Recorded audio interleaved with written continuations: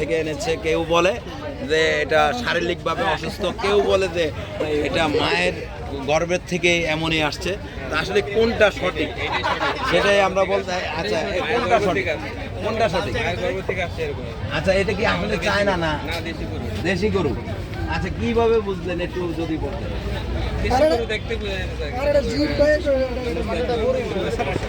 আচ্ছা, এটা সমস্যা দেখতে একটু আজব গরু দেখে মানুষ মনে করছে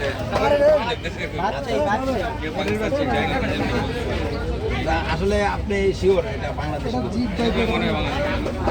দর্শক, এই যে একজন ভাই পাইলাম যে উনি বলল বাংলাদেশি গরু। আবারও আমরা গরুটা দেখাচ্ছি আপনাদেরকে, যে দেখতে পাচ্ছেন মুখমণ্ডলটা দেখে অনেক।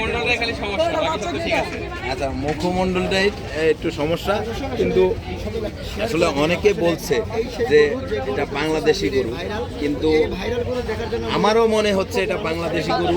অনেকে এই গরুটা দেখার জন্য ভিড় করছে এবং এই সেলফি তুলছে। দেখতে পাচ্ছেন এই আমার পিছনে আমাকে ঘিরিয়ে ধরেছে মানুষ।